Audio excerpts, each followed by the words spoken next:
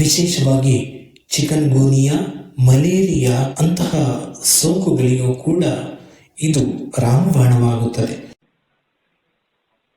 ನೀವೀಗ ಕೇಳುತ್ತಿದ್ದೀರಾ ಮಾಹಿತಿ ಖಜಾನೆಯ ಕಾರ್ಯಕ್ರಮಗಳನ್ನು. ಸಸ್ಯ ಪ್ರಪಂಚ, ಮನೆ ಅಂಗಳದಲ್ಲಿ ಬೆಳೆಯುವ ಔಷಧಿ ಸಸ್ಯಗಳನ್ನು ಪರಿಚಯಿಸುವ ವಿಶೇಷ ಕಾರ್ಯಕ್ರಮ. ಕೇಳಿ, ಆನಂದಿಸಿ ಹಾಗೂ ಸಬ್ಸ್ಕ್ರೈಬ್ ಮಾಡಿಕೊಳ್ಳಿ. ಕೇಳಿ ಸಸ್ಯ ಪ್ರಪಂಚ.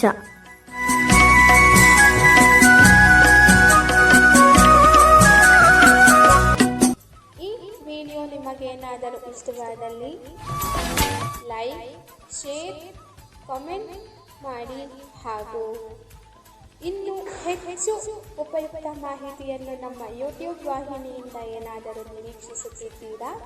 ನಿರೀಕ್ಷಿಸಿದಲ್ಲಿ ಬೆಲ್ ಐಕಾನ್ ಅನ್ನು ಕ್ಲಿಕ್ ಮಾಡುವುದರ ಮೂಲಕ ಸಬ್ಸ್ಕ್ರೈಬ್ ಆಗಿ.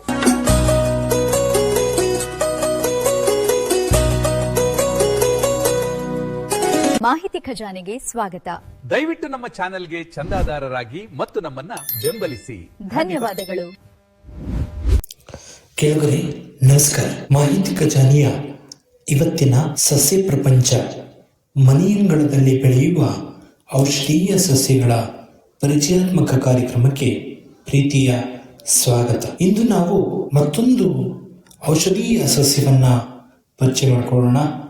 ಇದರ ಹೆಸರು ಬಂದು ಅಮೃತ ಬಳ್ಳಿ. ಯಾವುದೇ ಒಬ್ಬ ವ್ಯಕ್ತಿ ತನ್ನ ಆರೋಗ್ಯವನ್ನ ಕಾಪಾಡಿಕೊಳ್ಳೋದಕ್ಕೆ ಈ ಅಮೃತ ಬಳ್ಳಿಯಿಂದ ಏನೆಲ್ಲ ಪ್ರಯೋಜನಗಳಿದೆ, ಇದನ್ನು ಯಾರು ಸೇವನೆ ಮಾಡಬೇಕು, ಯಾರು ಸೇವನೆ ಮಾಡಬಾರದು ಅಂತಕ್ಕಂಥ ವಿಷಯವನ್ನ ಇವತ್ತಿನ ಸಂಚಿಕೆಯಲ್ಲಿ ತಿಳಿಯೋಣ. ನೀವು ಹೆಚ್ಚಿನ ಮಾಹಿತಿಗಾಗಿ ಈ ಸಂಚಿಕೆಯನ್ನ ಸಂಪೂರ್ಣವಾಗಿ ಕೇಳಿ, ಸ್ಕಿಪ್ ಮಾಡಬೇಡಿ. ಬನ್ನಿ, ಹಾಗಿದ್ರೆ ಕಾರ್ಯಕ್ರಮವನ್ನ ಪ್ರಾರಂಭ ಮಾಡೋಣ. ಭಾರತೀಯ ಔಷಧೀಯ ಲೋಕಗಳಲ್ಲಿ ಅಮೃತ ಬಳ್ಳಿ ಕೇವಲ ಒಂದು ಸಸ್ಯವಲ್ಲ, ಇದು ಪ್ರತಿ ಜೀವಿಯನ್ನು ಕಾಪಾಡುವ ಸಂಜೀವಿನಿಯಾಗಿ ಗುರುತಿಸಿಕೊಳ್ಳುತ್ತೆ. ಸದಾಕಾಲ ಔಷಧೀಯ ರೂಪದ ಅವಕಾಶಗಳನ್ನು ಕಲ್ಪಿಸಿಕೊಡುವುದರ ಜೊತೆಗೆ ಸುಗಂಧಭರಿತ ಪರಿಮಳವನ್ನ ಒಳಗೊಂಡಿರ್ತಕ್ಕಂಥ ಸಸ್ಯವಾಗಿ ಇದನ್ನ ಗುರುತಿಸುತ್ತೇವೆ. ಇದಿಷ್ಟೇ ಅಲ್ಲದೆ ಈ ಸಸ್ಯವನ್ನು ದೈವಿಕ ರೂಪದಲ್ಲಿ ಕಾಣುತ್ತೇವೆ. ದೈವಿಕ ರೂಪದಲ್ಲಿ ಕಾಣುವುದರ ಜೊತೆಗೆ ಇದನ್ನು ಸಂಸ್ಕೃತದಲ್ಲಿ ಗುಡುಚಿ ಎಂಬ ಹೆಸರಿನಿಂದ ಕರೆಯಲಾಗುತ್ತದೆ. ಗುಡುಚಿ ಅಂದರೆ ಇಡೀ ದೇಹವನ್ನು ರಕ್ಷಿಸುವವಳು ಎಂಬ ಒಂದು ಪರಿಕಲ್ಪನೆಯನ್ನು ನೀಡುತ್ತದೆ. ಇದರ ಜೊತೆಗೆ ಇದು ಮನುಷ್ಯನ ಆಯಸ್ಸನ್ನು ಹೆಚ್ಚಿಸತಕ್ಕಂತಹ ಒಂದು ಸಂಜೀವಿನಿಯಾಗಿ ಜಾನಪದ ರೂಪಕದಲ್ಲಿ ಈ ಅಮೃತ ಬಳ್ಳಿ ಅಂತಕ್ಕಂಥದ್ದು ಒಂದು ಅನ್ವರ್ಥಕ ನಾಮವಾಗಿ ಗುರುತಿಸಿಕೊಳ್ಳುತ್ತೆ. ಇನ್ನು ಅರ್ಥ ಮಾಡಿಸ್ಬೇಕಂದ್ರೆ ಸಾವಿಲ್ಲದ ಬಳ್ಳಿ ಅಂದ್ರೆ ಬಾಡಿ ಹೋಗದ ಬಳ್ಳಿ. ಇದು ಯಾವತ್ತೂ ಕೂಡ ಎಷ್ಟೇ ಬಿಸಿಲು ಬಂದರೂ ಕೂಡ ಬಾಡಿ ಹೋಗೋದಿಲ್ಲ. ಹಾಗಾಗಿ ಇದನ್ನ ಅಮೃತ ಬಳ್ಳಿ ಅನ್ನುವಂತಹ ಹೆಸರಿನಿಂದ ಗುರುತಿಸಲಾಗುತ್ತೆ. ಪ್ರಮುಖವಾಗಿ ಪ್ರತಿ ಮನೆಯ ಬೇಲಿ, ಕಾಂಪೌಂಡ್ಗಳಲ್ಲಿ ಹಬ್ಬುವ ಈ ಒಂದು ಸಸ್ಯವು ಪ್ರಾಚೀನ ಕಾಲದಲ್ಲಿಯೂ ಕೂಡ, ಹಾಗೆ ವಿಜ್ಞಾನ ಬೆಳೆದಿರುವಂತಹ ಆಧುನಿಕ ಕಾಲದಲ್ಲಿಯೂ ಕೂಡ ತನ್ನದೇ ಆದ ವಿಶಿಷ್ಟ ಪರಿಕಲ್ಪನೆಗಳನ್ನು ಹೊಂದುವುದರ ಜೊತೆಗೆ ವಿಶಿಷ್ಟ ಔಷಧೀಯ ರೂಪಕದಲ್ಲಿ ಬಳಕೆಯಲ್ಲಿರ್ತಕ್ಕಂಥದ್ದನ್ನ ಪ್ರಮುಖವಾಗಿ ಗಮನಿಸ್ತೇವೆ. ಇದಿಷ್ಟೇ ಅಲ್ಲದೆ ಕೋವಿಡ್-19 ನಿಮ್ಮನ್ನೆಲ್ಲ ಕಾಡಿದಂತಹ ರೋಗ. ಆ ರೋಗ ಬಂದಾಗ ರೋಗ ನಿರೋಧಕ ಶಕ್ತಿಯನ್ನ ಹೆಚ್ಚಿಸೋದಕ್ಕೆ ಈ ಒಂದು ಅಮೃತ ಬಳ್ಳಿ ತನ್ನದೇ ಆದಂತಹ ಪ್ರಾಚೀನ ಕಾಲದ ಒಂದು ವೈವಿಧ್ಯತೆಯನ್ನು ಎತ್ತಿಡಿಯುವುದಕ್ಕೆ ಇಡೀ ಜಗತ್ತಿಗೆ ಇದು ಪರಿಚಯ ಆಯಿತು. ಇಡೀ ಜಗತ್ತಿನಲ್ಲಿ ಕೋವಿಡ್-19 ಬಂದಾಗ ಈ ಒಂದು ಔಷಧೀಯ ಸಸ್ಯವನ್ನ ಪ್ರಮುಖವಾಗಿ ಇದರ ಎಲೆಗಳನ್ನ ಬಳಸ್ತಾ ಇದ್ದಂತಹ ಸನ್ನಿವೇಶವನ್ನ ನಾವು ಪ್ರಮುಖವಾಗಿ ಇಲ್ಲಿ ನೆನಪು ಮಾಡ್ಕೋಬಹುದು. ಇನ್ನು ಅಮೃತ ಬಳ್ಳಿ ಅಂತಕ್ಕಂಥ ಸಸ್ಯ ಮಿನಿಪೇರ್ಮೇಸಿಯಾಯಿ ಅನ್ನುವಂತಹ ಕುಟುಂಬಕ್ಕೆ ಸೇರಿದ ಒಂದು ಸಸ್ಯ. ಇನ್ನು ಇದರ ವೈಜ್ಞಾನಿಕ ಹೆಸರು ಟಿನೋಫಾಲಿ ಕ್ಯಾಲಿಫಾರ್ಡಿಯಾ ಅನ್ನುವಂತಹ ಹೆಸರಿನಿಂದ ಇದನ್ನು ಗುರುತಿಸಲಾಗುತ್ತದೆ. ಈ ಸಸ್ಯವು ದಕ್ಷಿಣ ಏಷ್ಯಾ ಭಾಗದಲ್ಲಿ ಸಾಮಾನ್ಯವಾಗಿ ಕಂಡುಬರುತ್ತದೆ. ಭಾರತ, ಶ್ರೀಲಂಕಾ, ಮಯನ್ಮಾರ್ ಇಲ್ಲಿ ಸ್ವಾಭಾವಿಕವಾಗಿ ಕಂಡುಬರುತ್ತದೆ. ಅಂದ್ರೆ ಇದನ್ನ ಯಾರು ಕೂಡ ಬೆಳೆಸುವಂತ ಅವಶ್ಯಕತೆ ಇಲ್ಲ. ಸ್ವಾಭಾವಿಕವಾಗಿ ಪ್ರಕೃತಿಯ ನಿಯಮದ ಅನುಸಾರವಾಗಿ ಇದು ಬೆಳೆಯುತ್ತದೆ. ಇನ್ನು ಇತರ ಕಾಡುಗಳು, ಈ ಕಾಡುಗಳು ಏನಿರ್ತವೆ ಅದು ಇತರ ಮರಗಳ ಮೇಲೆ ಹಬ್ಬಿ ಬೆಳೀತಕ್ಕಂತಹ ಸನ್ನಿವೇಶವನ್ನು ಕೂಡ ಪ್ರಮುಖವಾಗಿ ಗಮನಿಸ್ತೇವೆ. ಇದಿಷ್ಟೇ ಅಲ್ಲದೆ ಕೆಲವು ಗದ್ದೆಗಳಲ್ಲಿ, ಬಯಲು ಪ್ರದೇಶಗಳಲ್ಲಿ ಕೂಡ ಇದು ಬೆಳೆಯುತ್ತದೆ. ಇನ್ನು ಪ್ರಮುಖವಾಗಿ ಈ ಅಮೃತ ಬಳ್ಳಿ ಅಂತಕ್ಕಂಥ ಸಸ್ಯ ಇತರ ಸಸ್ಯಗಳಿಗಿಂತ ಭಿನ್ನವಾದಂತಹ ಒಂದು ರೂಪಕವನ್ನ ಒಳಗೊಂಡಿರುತ್ತದೆ. ಇನ್ನು ಪ್ರಮುಖವಾಗಿ ಭಾರತದಲ್ಲಿ ಸುಮಾರು 9 ಪ್ರಭೇದಗಳು ಇರ್ತಕ್ಕಂಥದ್ದನ್ನು ಗಮನಿಸ್ತೇವೆ. ಇದು ಏನೇ ಇದ್ದರೂ ಕೂಡ ಔಷಧೀಯ ಪ್ರಮಾಣ ಹೆಚ್ಚಿರ್ತಕ್ಕಂಥದ್ದು ಪ್ರಮುಖವಾದಂತಹ ಲಕ್ಷಣವಾಗಿ ನಾವು ಗುರುತಿಸುತ್ತೇವೆ. ಇನ್ನು ಇದನ್ನ ಗುರುತಿಸೋದು ಬಹಳ ಸುಲಭ, ಯಾಕಂದ್ರೆ ಇದು ಒಂದಿಷ್ಟು ವಿಶಿಷ್ಟ ಲಕ್ಷಣಗಳನ್ನ ಒಳಗೊಂಡಿದೆ. ಅದೇನೇನು ಅಂತ ಈಗ ನೋಡೋಣ. ಇನ್ನು ಇದು ಬಹುವಾರ್ಷಿಕ ಬೆಳೆಯಾಗಿದ್ದು ಇದರ ಕಾಂಡವು ಬೂದಿ ಮಿಶ್ರಿತ ಕಂದು ಬಣ್ಣದ ರೂಪವನ್ನು ಒಳಗೊಂಡಿರುತ್ತೆ ಹಾಗೂ ಹೆಚ್ಚು ರಸ ಔಷಧಿಯನ್ನು ಹೊಂದಿರತಕ್ಕಂಥದ್ದನ್ನ ಪ್ರಮುಖವಾಗಿ ಗಮನಿಸ್ತೇವೆ. ಅಂದ್ರೆ ಇದರ ರಸ ಕಾಂಡದಲ್ಲಿ ಹೆಚ್ಚಾಗಿರ್ತಕ್ಕಂಥದ್ದನ್ನ ಪ್ರಮುಖವಾಗಿ ಗುರುತಿಸುತ್ತೇವೆ. ಇನ್ನು ಅಲ್ಲಲ್ಲಿ ಬಳ್ಳಿಯ ರೂಪದಲ್ಲಿ ಇರ್ತಕ್ಕಂಥದ್ದನ್ನು ಗಮನಿಸ್ತೇವೆ.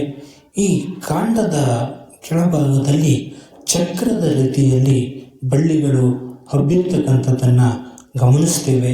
ಆದ್ದರಿಂದ ಇದನ್ನ ಗುರುತಿಸೋದಕ್ಕೆ ಬಹಳ ಸುಲಭ ಆಗುತ್ತೆ. ಇನ್ನು ಎಲೆಗಳು ಸರಳವಾಗಿದ್ದು ಪರ್ಯಾಯವಾಗಿ ಜೋಡಿಸಲ್ಪಟ್ಟಿರುತ್ತದೆ. ಇನ್ನು ಇದರ ಆಕಾರವು ಉದ್ದವಾಗಿದ್ದು ಹೃದಯದ ಆಕಾರದಲ್ಲಿ ಇರುತ್ತದೆ. ಇದು 10 ರಿಂದ 20 ಸೆಂಟಿಮೀಟರ್ನಷ್ಟು ಉದ್ದ ಇರುವುದನ್ನು ಪ್ರಮುಖವಾಗಿ ಗುರುತಿಸುತ್ತೇವೆ.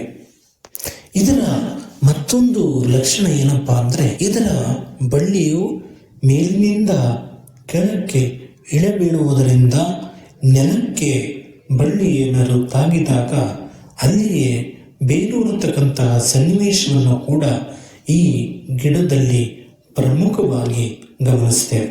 ಈ ನೆಲಕ್ಕೆ ಬೇರೂರಿದಂತಹ ಗಾಳಿ ಬೇರುಗಳು ಸಸ್ಯಕ್ಕೆ ಹೆಚ್ಚು ನೀರಿನ ಅಂಶವನ್ನು ಹಿಡಿದಿಟ್ಟುಕೊಳ್ಳಲು ಹಾಗೂ ಸಸ್ಯದ ಆರೋಗ್ಯವನ್ನು ಕಾಪಾಡಿಕೊಳ್ಳೋದಕ್ಕೂ ಕೂಡ ಇದು ಸಹಾಯ ಮಾಡತಕ್ಕಂಥದ್ದನ್ನ ಪ್ರಮುಖವಾಗಿ ಗುರುತಿಸುತ್ತೇವೆ.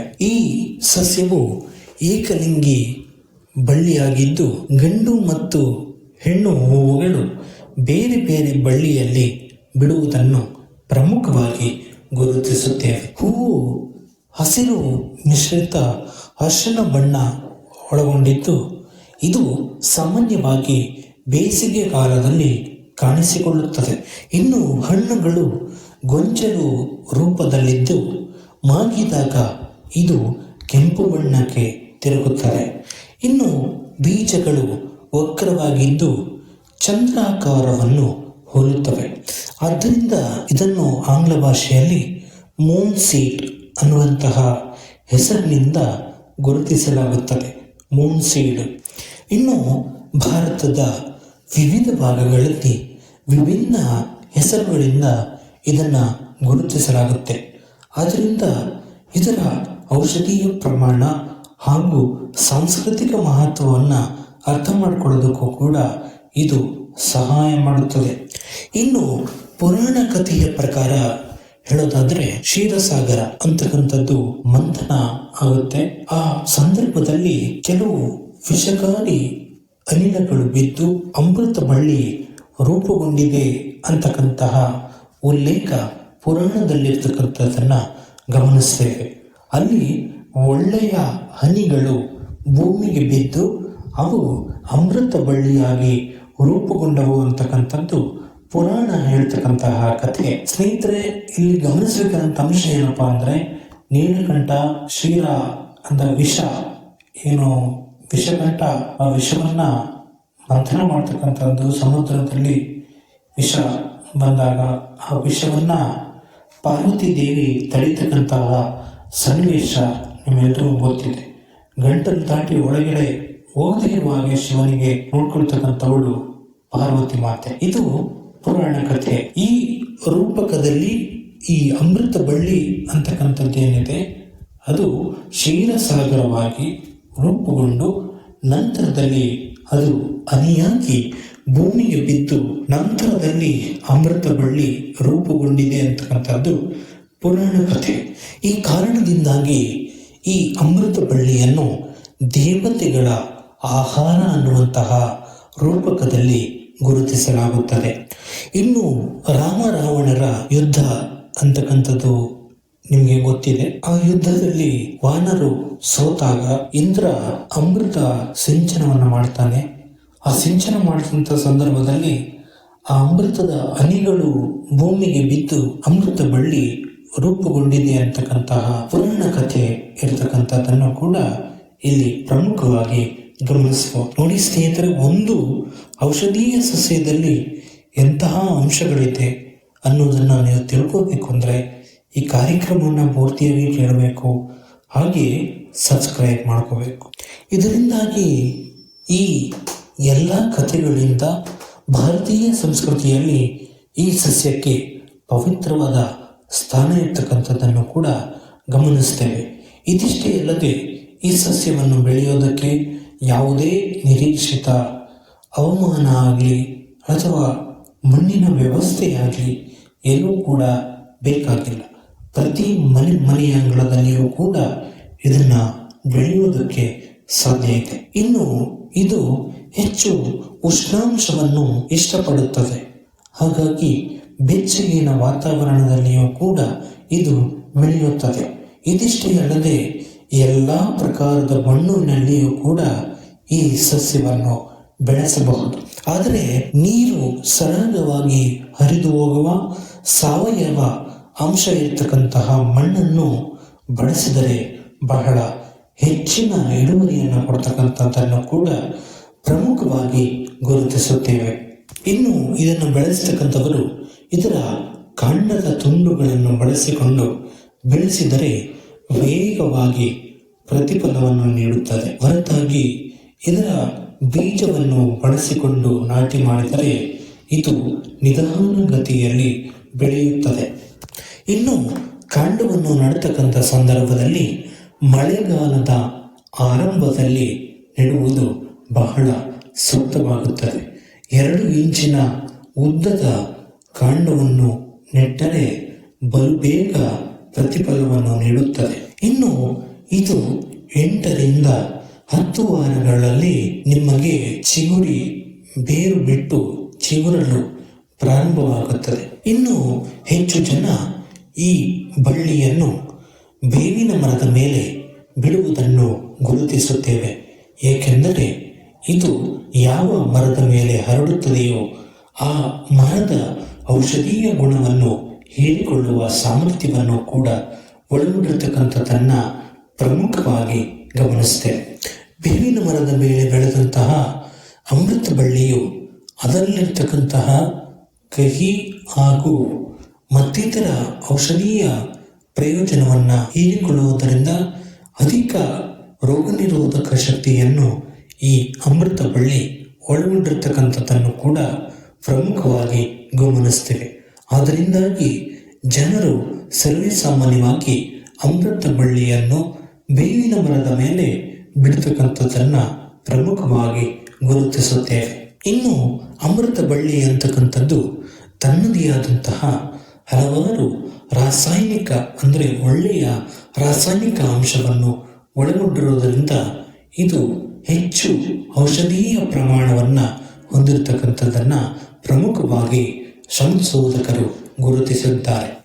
ಪಲ್ಬಲೋಯಿನ್ ಅಂತಕ್ಕಂತಹ ಒಂದು ರಾಸಾಯನಿಕ ಅಂಶ ಏನಿದೆ ಇದು ಸಸ್ಯಕ್ಕೆ ಕಹಿ ಅಂಶವನ್ನು ನೀಡುತ್ತದೆ.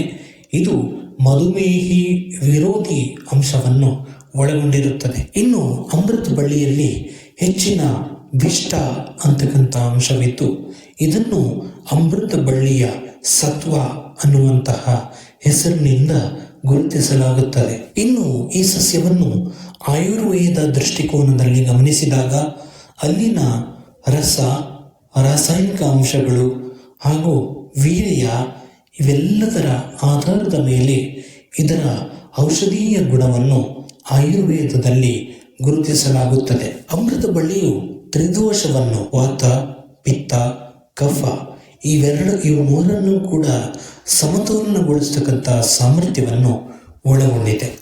ಇನ್ನು ಅಮೃತ ಬಳ್ಳಿಯು ಕಹಿ ರುಚಿಯನ್ನ ಒಳಗೊಂಡಿದ್ರೂ ಕೂಡ ಸಿಹಿ ರುಚಿಯನ್ನ ಜೀರ್ಣಿಸುವ ಸಂದರ್ಭದಲ್ಲಿ ಒಳಗೊಳ್ಳುತ್ತದೆ. ಅಂದರೆ ತಿನ್ನುವಾಗ ನಿಮಗೆ ಅದು ಕಹಿ ಅನಿಸುತ್ತೆ. ಅದರಲ್ಲಿ ಪ್ರಮುಖವಾಗಿ ಕಷಾಯದ ರೂಪದಲ್ಲಿ ಕೂಡ ಇದನ್ನ ಸೇವನೆ ಮಾಡ್ತಾರೆ. ತ್ರಿದೋಷಗಳನ್ನ ಶಮನ ಮಾಡತಕ್ಕಂತಹ ಸಾಮರ್ಥ್ಯವನ್ನ ಒಳಗೊಂಡಿರ್ತಕ್ಕಂಥದ್ದನ್ನು ಕೂಡ ತಿಳಿದು ಬಂದಿದೆ. ಇನ್ನು ಇದು ಪ್ರಮುಖವಾಗಿ ದೇಹದಲ್ಲಿ ಉಷ್ಣಾಂಶವನ್ನು ಕಡಿಮೆ ಮಾಡುವುದರ ಜೊತೆಗೆ ಇಷ್ಟೇ ಅಲ್ಲದೆ ಜೀರ್ಣಕ್ರಿಯೆಯನ್ನು ವೃದ್ಧಿಸುವುದು ಹಾಗೂ ಯಾವುದೇ ದೋಷಯುತ ಅಂಶಗಳು ಒಳಗೊಂಡಿದ್ರೆ ಅದನ್ನು ಕಡಿಮೆ ಮಾಡತಕ್ಕಂತಹ ಸಾಮರ್ಥ್ಯವನ್ನು, ವಿಷಕಾರಿ ಅಂಶಗಳು ದೇಹದಲ್ಲಿ ಸೇರಿಕೊಂಡಿದ್ರೆ ಅವುಗಳನ್ನು ತಡೆಗಟ್ಟಿ ಹೊರಹಾಕ್ತಕ್ಕಂಥ ಪ್ರಯತ್ನವನ್ನು ಕೂಡ ಈ ಅಮೃತ ಬಳ್ಳಿ ಮಾಡುತ್ತದೆ. ಇನ್ನು ಇದರ ಔಷಧೀಯ ಗುಣಗಳು, ಇದರ ಆರೋಗ್ಯ ಪ್ರಯೋಜನಗಳ ಬಗ್ಗೆ ನೋಡಿದಾಗ ಪ್ರಮುಖವಾಗಿ ಆರೋಗ್ಯ ಸಂಜೀವಿನಿ ಅಂತಕ್ಕಂತಹ ಹೆಸರು ಸುಮ್ಮನೆ ಬಂದಿಲ್ಲ. ಇದರ ಹಲವಾರು ಭಾಗಗಳು ತನ್ನದೇ ಆದಂತಹ ನೆಲೆಯಲ್ಲಿ ಮಾನವನ ದೇಹದ 10 ರೋಗಗಳಿಗೆ ಪ್ರಯೋಜನಕಾರಿಯಾದಂತಹ ಅಂಶಗಳಾಗಿ ಇರ್ತಕ್ಕಂಥದ್ದನ್ನು ಪ್ರಮುಖವಾಗಿ ಗಮನಿಸ್ತೇವೆ. ಇದರ ಪ್ರಮುಖವಾದ ಗುಣ ಅಂದರೆ ರೋಗ ನಿರೋಧಕ ಶಕ್ತಿಯನ್ನ ಹೆಚ್ಚಿಸ್ತಕ್ಕಂಥದ್ದು. ಬಿಳಿ ರಕ್ತ ಕಣಗಳು ಸಮ ಪ್ರಮಾಣದಲ್ಲಿದ್ದು ಅದು ಹೆಚ್ಚು ಕಾರ್ಯನಿರ್ವಹಿಸುವಂತೆ, ತನ್ನ ಕಾರ್ಯವನ್ನೇನಾದರೂ ನಿಲ್ಲಿಸಿದ್ರೆ ಅದು ಪುನರ್ ಆರಂಭ ಮಾಡುವಂತೆ ಮಾಡ್ತಕ್ಕಂಥದ್ದನ್ನು ಕೂಡ ಪ್ರಮುಖವಾಗಿ ಗಮನಿಸ್ತೇವೆ. ಈ ಬಿಳಿ ರಕ್ತ ಕಣಗಳು ಹೆಚ್ಚಾಗದಂತೆ ನೋಡ್ಕೊಳ್ಳೋದು, ಹಾಗೆ ಅತಿ ಕಡಿಮೆಯಾಗದಂತೆ ಕೂಡ ನೋಡ್ಕೊಳ್ಳೋದು ಬಹಳ ಮುಖ್ಯ. ಹಾಗಾಗಿ ಏನಾದರೂ ಇದರ ಕಾರ್ಯ ಏನಾದರೂ ನಿಂತೋದ್ರೆ ಮನುಷ್ಯ ಬದುಕೋದೇ ಕಷ್ಟ ಆಗುತ್ತೆ. ಹಾಗಾಗಿ ಇದರ ಬಗ್ಗೆನೂ ಕೂಡ ಗಮನವಹಿಸುವುದು ಬಹಳ ಸೂಕ್ತ. ಇನ್ನು ಸೋಂಕುಗಳ ವಿರುದ್ಧ ಹೋರಾಡೋದಕ್ಕೂ ಕೂಡ ಇದು ಸಹಾಯ ಮಾಡುತ್ತದೆ. ಇನ್ನು ಅಲರ್ಜಿ, ಅಸ್ತಮ ಇರ್ತಕ್ಕಂಥವರು ಕೂಡ ಇದನ್ನ ಹೆಚ್ಚು ಹೆಚ್ಚಾಗಿ ಬಳಸಬಹುದು. ಇನ್ನು ಎಲ್ಲ ಪ್ರಕಾರದ ಜ್ವರಗಳಿಗೂ ಕೂಡ ಇದು ರಾಮಬಾಣವಾಗುತ್ತದೆ. ವಿಶೇಷವಾಗಿ ಚಿಕನ್ ಗುನಿಯಾ, ಮಲೇರಿಯಾ ಅಂತಹ ಸೋಂಕುಗಳಿಗೂ ಕೂಡ ಇದು ರಾಮಬಾಣವಾಗುತ್ತದೆ. ಅಷ್ಟೇ ಅಲ್ಲದೆ ದೀರ್ಘಕಾಲ ಇರತಕ್ಕಂತಹ ಜ್ವರವನ್ನು ಕೂಡ ಶಮನ ಮಾಡುವುದಕ್ಕೆ ಇದು ಸಹಾಯ ಮಾಡುತ್ತದೆ. ಇನ್ನು ಡೆಂಗ್ಯೂ ಜ್ವರದಲ್ಲಿ ಪ್ಲೇಟ್ಲೆಟ್ ಸಂಖ್ಯೆಯನ್ನು ಹೆಚ್ಚಿಸಲು ಇದು ಸಹಾಯ ಮಾಡುತ್ತದೆ ಎಂದು 2015ರಲ್ಲಿ ಹಾಗೂ 2021ರಲ್ಲಿ ನಡೆದ ಸಂಶೋಧನೆಗಳು ನಮಗೆ ತಿಳಿಸುತ್ತದೆ. ಇನ್ನು ಇದು ಮೇದೋಜೀರಕ ಗ್ರಂಥಿಯ ಇನ್ಸುಲಿನ್ ಉತ್ಪಾದನೆಯನ್ನು ಹೆಚ್ಚಿಸಿ ಈ ಮಧುಮೇಹದಲ್ಲಿ ಉಂಟಾಗ್ತಕ್ಕಂತಹ ಸವಾಲುಗಳನ್ನು ಈಡೇರಿಸೋದಕ್ಕೂ ಕೂಡ ಇದು ನೆರವಾಗುವುದನ್ನು ಪ್ರಮುಖವಾಗಿ ಗುರುತಿಸುತ್ತೇವೆ.